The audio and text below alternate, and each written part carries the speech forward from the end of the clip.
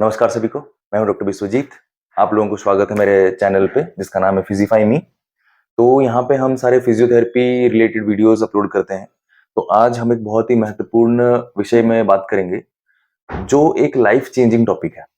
अगर ये सही तरीके से हील नहीं हुआ या रिहैब नहीं हुआ, रिकवर नहीं हुआ, तो एक इंसान हमेशा के लिए अपनी लाइफ में सफर कर सकता है। अगर हील हो जाता है तो वो बिल्कुल नॉर्मल जिंदगी जी सकते हैं। हाँ, हम बात कर रहे हैं स्पाइनल कॉर्ड इंजरी की। स्पाइनल कॉर्ड इंजरी मतलब कोई भी इंजरी जो हमारी रीढ़ की हड्डी में होती है और रीढ़ की हड्डी के अंदर जाता हुआ स्पाइनल कॉर्ड को भी डैमेज करता है, जिसके वजह से हमारा मोटर और सेंसरी यानी काम करने की क्षमता और महसूस करने की क्षमता दोनों ही इफेक्टेड हो जाते हैं। तो आज हमारे साथ हैं वीरू अंकल। तो मैं वीरू अंकल से पिछले महीने मिला और मैंने इनके सारे रिपोर्ट्स देखे। तो इनका जो हमारे पास ये एमआरआई का फिल्म है, मैं आपको एक बार दिखा दूं। इनका T12 वर्टिब्रल फ्रैक्चर है, आप देख सकते हैं। T12 वर्टिब्रल फ्रैक्चर है और साथ में इनकी 6 रिब भी फ्रैक्चर है और इनकी अच्छी तरह से नेलिंग की गई है और बिल्कुल अभी ये फिक्स है। अब जब मैंने इनका असेसमेंट लिया, एशिया स्केल का ग्रेडिंग है, ये है T12C। क्योंकि half of the key muscles इनके प्रिजर्व्ड हैं तो ये T12C में आते हैं। तो ये जो पूरा का पूरा वीडियो है आज का, ये पूरा वीडियो हम स्टार्टिंग के महीनों के रिहैब के बारे में बताएंगे। कौन कौन सी एक्सरसाइज करनी चाहिए ताकि इनका मोटर स्किल आ जाए वापस। तो चलिए शुरू करते हैं वीडियो को। तो हम सबसे पहले जो हमारा अप्रोच होगा वो होगा बेड मोबिलिटी यानी मैट एक्सरसाइजेस, जिसमें हम कवर करेंगे रोलिंग, लॉग रोलिंग दोनों साइड की तरफ, और हम सुपाइन टू सिट भी कराएंगे क्योंकि इससे इनका ट्रंक बैलेंस डेवलप होगा, कोर स्ट्रेंथनिंग होगी। तो सबसे पहले हम इनका बेड मोबिलिटी के लिए रोलिंग कराएंगे। तो रोलिंग का प्रोसीजर क्या है कि आपको एक मोमेंटम देने के लिए आर्म को क्लैस्प करना पड़ेगा। अंकल जी ऐसे करिए, क्लैस्प करिए, गुड। अभी पैर जिस साइड रोल करना होगा उस साइड पे हमें पैर को स्विच करना है। अब उस तरफ रोल करेंगे। रुकिए, अभी नहीं, अभी नहीं, अभी नहीं, अभी अच्छा भैया। नहीं। एक चीज ध्यान देंगे, इनका इंडवेलिंग कैथेटर लगा हुआ है तो कैथेटर का पाइप खींचे ना, ये हमेशा आप ध्यान देंगे। अगर कैथेटर का पाइप खींचता है तो ब्लीडिंग हो सकती है, तो आप इसका ध्यान रखेंगे। ठीक है अंकल जी, अभी कैथेटर का पाइप लूज है, इस तरफ करवट लेंगे। 1 2 3, गुड। ओके, तो हमारा जो नेक्स्ट एक्सरसाइज रहेगा वो है सुपाइन टू सिट। देखिए, सुपाइन टू सिट जरूरी क्यों है? क्योंकि इनका लोअर लिम्ब का मोटर फंक्शन और सेंसरी फंक्शन नहीं है, पर स्टिल हमें ट्रंक भी चाहिए क्योंकि लोअर लिम्ब अगर अफेक्टेड नहीं है तो उसके ऊपर वाले रीजन भी वीक होते हैं। तो इनका पहले जब मैं इनसे मिला था तो इनका ट्रंक अच्छा नहीं था, सीटिंग बैलेंस नहीं था। अब हमारे पास धीरे धीरे जब हमने उनको प्रैक्टिस करवाया तो इनका ट्रंक भी अच्छा इंप्रूव हो गया है। तो मैं एक बार आपको दिखाता हूँ कि सुपाइन टू सिट में हम कैसे कर सकते हैं। सुपाइन टू सिट के लिए हम वही एक बार साइड रोलिंग करेंगे। सर इस तरफ घूम जाइए, गुड। अब हम पैरों को, दोनों पैरों को नीचे रखेंगे ताकि सिटिंग के लिए इजी हो, और धक्का मार के उठेंगे, लेकिन दोनों हाथ आगे ही रहेंगे। हाँ, फिर से एक बार नीचे जाइए। ओके, पहले करवट लीजिए मेरी तरफ, पूरा करवट, पूरा करवट। हाथ पीछे नहीं देंगे, यहीं से ही धक्का मार के उठेंगे। हाँ एग्जैक्टली, बढ़िया। एक बार और, हाँ फिर से धक्का मार के, परफेक्ट। तो ऐसे ऐसे हम धीरे धीरे ट्रंक बैलेंस डेवलप करते हैं। जब सिटिंग इनका हो गया, हमेशा आप ध्यान रखेंगे कि इनका stance, support, base of support थोड़ा वाइडर हो। हम इनको बोलेंगे कि इंडिपेंडेंट सिटिंग में आए। कुछ मत पकड़िए सर, इनको रिमूव करिए। हाँ ओके, बढ़िया, ये इंडिपेंडेंट सिटिंग में आ चुके हैं। सबसे इंपॉर्टेंट पोजीशन होता है हाई गार्ड पोजीशन, यानी कि हाथ खोल के बैठना। अगर ये बैठ सकते हैं, हाँ, क्योंकि इनका ट्रंक बैलेंस धीरे धीरे डेवलप हो रहा है। ओके, ध्यान से, हाँ, धीरे धीरे डेवलप हो रहा है, तो हम हाई गार्ड पोजीशन को भी अप्रोच करेंगे। ओके, तो ये था सुपाइन टू सिट। हमारी तीसरी एक्सरसाइज रहेगी वो है ब्रिजिंग। लेकिन हालांकि इनका हिप्स, ग्लूट्स, लोअर बैक और हैम्स स्ट्रांग नहीं है, तो हम असिस्टेड ब्रिजिंग करेंगे। इसके लिए हमने इनका फुट को लॉक किया और नीज को सपोर्ट करेंगे। अगर हम नी छोड़ देंगे तो मोटर कंट्रोल नहीं है तो गिर जाएंगे। ठीक है, हमने सपोर्ट किया। अंकल जी आपको कमर उठाना है। ओके, चलिए 1, बढ़िया, 2, 3। जैसे ये उठाते हैं, हमें बस थोड़ा सा पुल करना है ताकि वो असिस्ट हो जाए। परफेक्ट, ये बहुत बढ़िया है।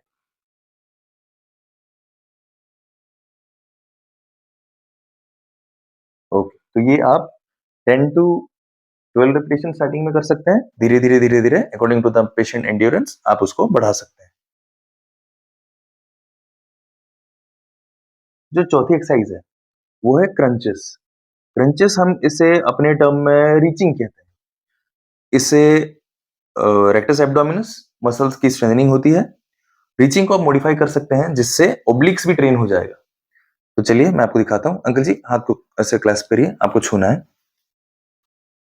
1, 2, 3, 4, 5, 6, 7, 8, 9, 10। ओके, फिर साइड। 1, 2। जो हमने पहला एक्सरसाइज किया वो था रेक्टस एब्डोमिनस के लिए, ये है रेक्टस ओब्लिक्स के लिए। 9, 10। ओके, स्टार्टिंग में आप 10 रैप से कर सकते हैं शुरू, उसके बाद धीरे धीरे आप रिपीटेशंस बढ़ाएंगे। स्ट्रेंथनिंग के लिए जो हमारी नेक्स्ट एक्सरसाइज होगी वो होगी क्वाड्रीपुट रोकिंग। क्वाड्रीपुट रोकिंग हम कैसे कराएंगे? हम पहले इनको क्वाड्रीपुट में लेके आएंगे। अंकल जी उल्टे हो जाइए। परफेक्ट, हाँ जी हाँ जी, उल्टा होना है। ओके, क्वाड्रीपुट में आ गए। इसके बाद हम एक सपोर्ट लेंगे ताकि हम असिस्ट कर पाए। तो आप दुपट्टा, बेडशीट, साड़ी इनका इस्तेमाल कर सकते हैं। अपनी कमर पे इनको सपोर्ट किया, नीज पीछे ना आए और बाहर ना जाए, इसलिए आपको नीज पे भी लॉक करना पड़ेगा। ओके अंकल जी, आएंगे पीछे एंड सीधा, बढ़िया, वेरी गुड, वेरी गुड। तो हम देखेंगे कि इनका ट्रंक बहुत ज्यादा मूव ना हो और ये स्ट्रेट लाइन में ही ऑसिलेट करे। ओके, हमेशा सपोर्ट के साथ करेंगे। जैसे जैसे इनका स्ट्रेंथ डेवलप हो जाएगा आप वो सपोर्ट निकाल सकते हैं। चलिए अंकल जी कोशिश करिए। परफेक्ट परफेक्ट, बहुत बढ़िया, वेरी गुड, बहुत बढ़िया। कभी भी स्टार्टिंग में आप सपोर्ट नहीं निकालेंगे। हालांकि हमने 1 महीने से हम ये कर रहे हैं तो इनका ट्रंक थोड़ा बहुत स्टेबल होने लगा है, तो इसलिए मैंने सपोर्ट निकाला। आप धीरे धीरे प्रोग्रेशन के साथ साथ ही सपोर्ट निकालेंगे। ओके अंकल जी, रेस्ट, वेरी नाइस। तो ये थी सारी कोर स्ट्रेंथनिंग एक्सरसाइजेस। कोर के साथ हमें अपर लिम्ब स्ट्रेंथनिंग पे भी फोकस करना चाहिए, क्योंकि जैसे ये खड़े होंगे, वॉकर यूज करेंगे, वॉकर को उठा के रखेंगे, व्हील चेयर पे प्रोपेल करेंगे, इसके लिए हमें अपर लिम्ब की स्ट्रेंथनिंग बहुत जरूरी है। इसके लिए हम पुशअप्स करवा सकते हैं। सबसे बेस्ट एक्सरसाइज होता है पुशअप्स।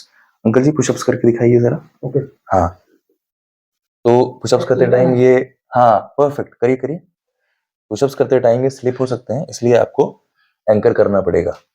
ओके, नाइस नाइस, बढ़िया। तो ये है पुशअप्स। ठीक है अंकल जी, रिलैक्स। ट्रंक स्ट्रेंथनिंग के बाद हम फोकस करेंगे लोअर लिम्ब की स्ट्रेंथनिंग पे। सबसे मेजर मसल जो एक्टिवेटेड है इनका वो है क्वाड्रेटस लंबोरम, क्यूएल मसल, जो कि एक प्राइमरी हिप हाइकर है। जैसे जैसे हम इनका गेट ट्रेनिंग कराएंगे, क्योंकि इनके नीज में, क्वाड्रिसेप्स में इतना स्ट्रेंथ नहीं है, तो ये हिप हाइक करके ही चलेंगे शुरुआती में। तो best exercise to train the QL is pulling the leg towards himself. तो ये कैसे करेंगे? आपको चाहिए एक दुपट्टा या आप टॉवेल कुछ भी यूज कर सकते हैं और बोलेंगे पुल करने की। आप भी पुल करेंगे और वो भी पुल करेंगे। अंकल जी खींचिए अपने तरफ पैर को। हाँ, 1, 2, 3, 4, 5, 6, 7, 8, 9, 10। बढ़िया, पूरा पावर लगा खींचिए। 1, 2, 3, 4, 5, 6, 7, 8, 9, 10। पूरा स्ट्रेंथ, और स्ट्रेंथ। 1, 2, 3, 4, 5, 6, 7, 8, 9, 10। फिर से 1 2 3 4 5 6 7 8 9 10। फिर से 1 2 3 4 5 6 7 8 9 10। सेम एक्सरसाइज हम दोनों पैरों पे करेंगे। इससे क्या होगा, इससे इनका हिप हाइकर जो है, क्वाड्रेटस लंबोरम, हिप हाइकिंग होगा, और जब ये गेट ट्रेनिंग पे जाएंगे तो ये हाइक करके इजीली चल सकते हैं। क्योंकि स्टार्टिंग में जैसे हम इनकी ट्रेनिंग करेंगे तो हम स्प्लिंट्स का इस्तेमाल करेंगे, ऑर्थोसिस का इस्तेमाल करेंगे, नॉट स्प्लिंट्स, ऑर्थोसिस का इस्तेमाल करेंगे। ऑर्थोसिस इतनी ज्यादा मोबिलिटी तो नहीं देगी, इसलिए हम दूसरे मसल्स को ट्रेन करते हैं। चलिए अंकल जी, फिर से खींचे, 1 2 3 4 5 6 7 8 9 10। आप इसे अगेन 10 बार दोनों पैरों पे 10 बार कर सकते हैं। इसके बाद हम एडेक्टर्स की स्ट्रेंथनिंग करेंगे। एडेक्टर्स की स्ट्रेंथनिंग के लिए आपको बस ये पैर को उठा के रखना है और इनको बोलेंगे आप अंदर की तरफ लेके जाइए सर, अंदर की तरफ, 1 2, करेक्ट। आप देख सकते हैं मैं अपना हाथ मूव नहीं कर रहा हूं, सिर्फ अपने पैर को हिला रहे हैं। बट हाँ, एक्सेसरी मूवमेंट कर रहे हैं, अपने ट्रंक से हिलाने की कोशिश कर रहे हैं, लेकिन जो भी कर रहे हैं उनके लिए सफिशियंट है। अब मैं ये क्यों करवा रहा हूं, क्योंकि इनका फ्लिकर ऑफ कॉन्ट्रैक्शन हो रहा है, एमएमटी ग्रेडिंग में इनका ग्रेड 2 पे आ रहा है, तो हम इसीलिए सस्पेंशन थेरेपी का इस्तेमाल कर रहे हैं। ओके अंकल जी, रिलैक्स। आप ऐसे ही 10 बार 20 बार करवा सकते हैं according to the endurance level of the patient. Important exercise for lower limb strengthening, हम क्या करेंगे, हम अगेन सस्पेंशन थेरेपी यूज करेंगे, लेकिन डबल स्लिंग यूज करेंगे, और हम क्वाड्रिसेप को एक्टिवेट करेंगे। कैसे करेंगे सर, आप उस तरफ करवट ले लीजिए, बढ़िया, ओके। और हम डबल स्लिंग के लिए यहाँ पे इधर आप 2 बेडशीट, नहीं तो 2 दुपट्टे आप यूज कर सकते हैं।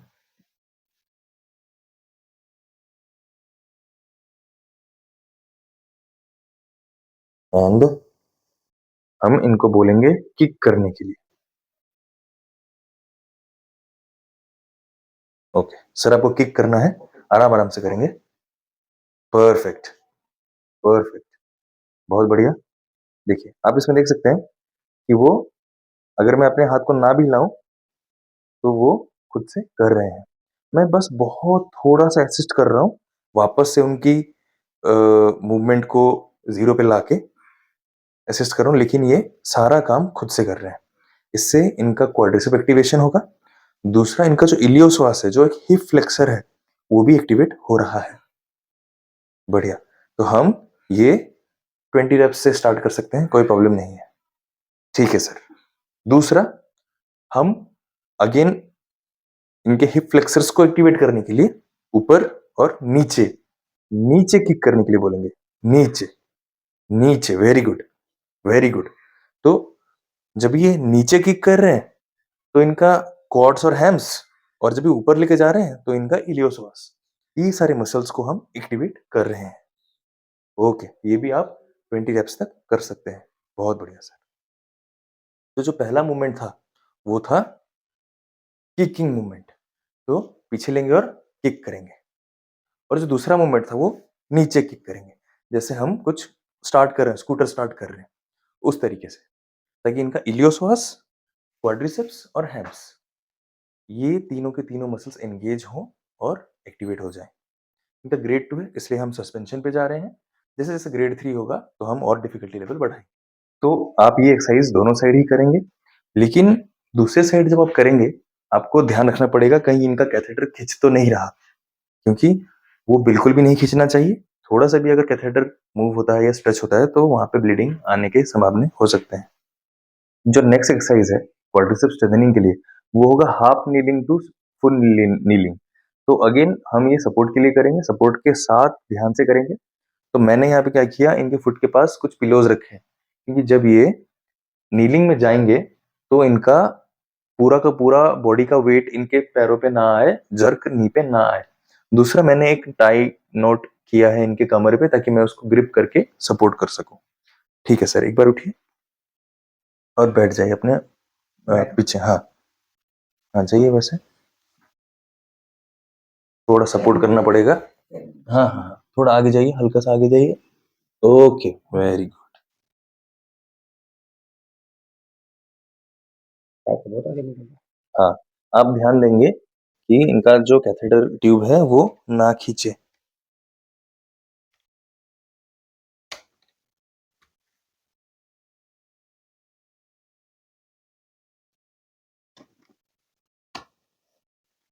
Okay,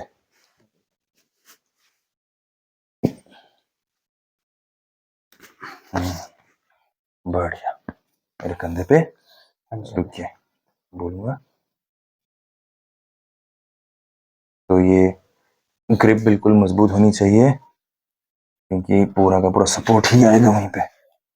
okay sir, ready? Okay जी सर। गो। 1 2 परफेक्ट, 3 4 बढ़िया, 5 6 7 वेरी गुड, 8 9 10। Okay, relax. आप ध्यान देंगे, ऐसे बैठिए। जब भी आपको ग्रिप करके, जब भी आपको पेशेंट ग्रिप करके उठते हैं तो वो अपना हाथ हमेशा कंधे पे रखेंगे, गर्दन पे नहीं रखेंगे। गर्दन पे रखेंगे तो आपकी इंजरी ही हो सकती है, कंधे पे ही रखेंगे। पॉइंट नंबर 2, आप आइदर ऐसे क्रॉस लेग सीटिंग में बैठ सकते हैं, नहीं तो आप, मैं पकड़ता हूं आपको, ऐसे भी बैठ सकते हैं। ऐसे बैठने का क्या मोटो है कि इनका नी दोनों बाहर की तरफ ना जाए, वो लॉक होके अंदर की तरफ ही रहे। ये अपना नी को ग्रिप कर सकते हैं और आप यहां से पुल कर सकते हैं। ओके, 5 पर करके दिखाइए। 1 बढ़िया, 2 3 4 5 परफेक्ट। तो हमारे पास 2 तरीके हैं करने के। सबसे इंपॉर्टेंट एक्सरसाइज पूरे के पूरे वीडियो में यही है, यह है स्टैंडिंग विद सपोर्ट। इसमें ध्यान क्या रखना पड़ेगा आपको? सबसे पहले कि उनका फुट ग्राउंड को टच करे, दूसरा नी लॉक हो, तीसरा ट्रंक आगे की तरफ रहे, चौथा वो आर्म रेस्ट पे आपके शोल्डर पे कर सकते हैं।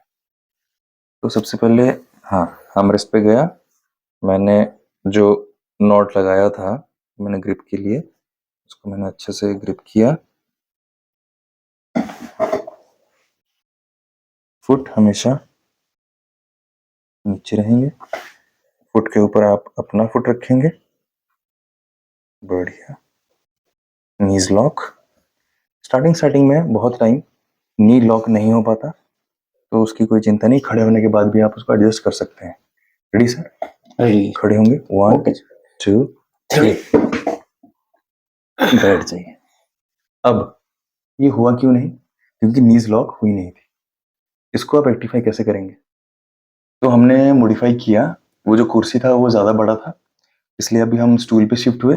अभी मेरा नी इनके नी पे टकरा रहा है, यानी कि नी लॉक हो गया। ओके अंकल जी, खड़े होंगे, 1 2 3 परफेक्ट। अब आप ये देख सकते हैं ये बहुत इजीली खड़े हो गए हैं। इनका ट्रंक भी अच्छा है, इसलिए वो हाथ रिमूव करके खड़े हो सकते हैं। नीज हमेशा नीज को लॉक करेंगे, नहीं तो बक्कल होके गिरने के चांसेस बढ़ जाएंगे, इसमें ज्यादा चांस होता है। अब खड़ा होना जरूरी क्यों है? सबसे पहला, खड़ा होना इसलिए जरूरी है क्योंकि हमारा जो मेटाबॉलिज्म है, जो भी हम खाना खाते हैं, वो ग्रेविटी असिस्ट करता है और वो नीचे की तरह ही एक्सक्रीट होता है, इसलिए खड़ा होना जरूरी है। Point number 2, bone mineral density को मेंटेन करके रखने के लिए हड्डियों पे स्ट्रेंथ बना रहेगा, हड्डी जल्दी ऑस्टियोपोरोटिक नहीं होंगे, इसलिए खड़ा होना जरूरी है। तीसरा, प्रोप्रियोसेप्टिव ट्रेनिंग के लिए जॉइंट के बीच में प्रोप्रियोसेप्टर्स होते हैं जो पोजीशन सेंसिंग करवाने में मदद करते हैं, इसीलिए खड़ा होना जरूरी है। ओके अंकल जी, बैठेंगे अभी। बैठाने के लिए भी धीरे धीरे असिस्ट करेंगे और इजीली बैठाएंगे। परफेक्ट। कोई दिक्कत नहीं। हाँ, तो आप सिट टू स्टैंड करवा सकते हैं। हालांकि ट्रंक अभी इतना डेवलप नहीं हुआ, इसलिए हम सिट टू स्टैंड पे नहीं जा रहे हैं। अल्टीमेटली हमें प्रोलॉन्ग स्टैंडिंग पे ही कराना है। हम प्रोलॉन्ग स्टैंडिंग कैसे कराएंगे? हम प्रोलॉन्ग स्टैंडिंग ऑर्थोसिस से कर सकते हैं। इनके कंडीशन में हम KAFO यूज कर सकते हैं, नी एंकल फुट ऑर्थोसिस। अगर आपके पास वो अवेलेबल नहीं है तो हम ऐसे वुडन लेग्स का भी इस्तेमाल कर सकते हैं। तो हमने ये वुडन लेग्स बनवाए हैं। ये वुडन लेग्स जो हैं इन्हें हमने बेस में थोड़ा सा थिक रखा है और ये बिल्कुल इनके थाई के मेजरमेंट का है। यहाँ पे होल्स हमने इसलिए बनाए ताकि इसका वेट थोड़ा सा लाइट हो जाए और ये लिफ्ट करने में मदद करे। इसको हम क्रैप बैंडेज से टाइट कर सकते हैं। चलिए मैं आपको करके दिखाता हूँ। प्रोलॉन्ग स्टैंडिंग के लिए हमने जो वुडन लेग्स बनाए थे उसको हमने टाई कर दिया है बढ़िया से इनके दोनों पैरों पे क्रैप बैंडेज के हेल्प से। अभी हम इनको खड़ा कराएंगे। उठिए सर। बहुत बढ़िया, थोड़ा आगे आइए। परफेक्ट, बढ़िया बढ़िया। ओके, आराम से आराम से, बस। बड़ा वॉकर,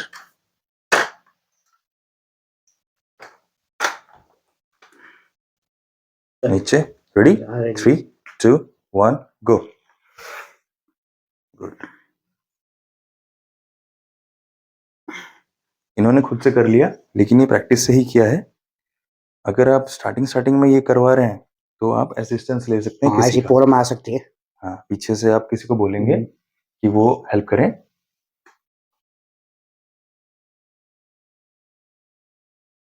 ओके, तो अब खड़े रहना कैसे है, आप यहाँ पे देखिए। इनका जो कमर है ये आगे की तरफ है, मतलब ये हम सिंपल लोगों की तरह स्ट्रेट नहीं खड़े हो रहे हैं, ये कमर को थोड़ा सा ऐसे आगे करके खड़े हो रहे हैं। इसे कहते हैं जैक नाइफिंग या jack knife position. Jack knife position hold करना इसलिए जरूरी है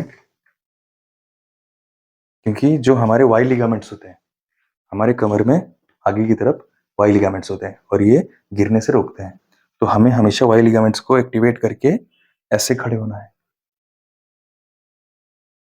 इजी। तो ये था पूरा का पूरा रिहैब।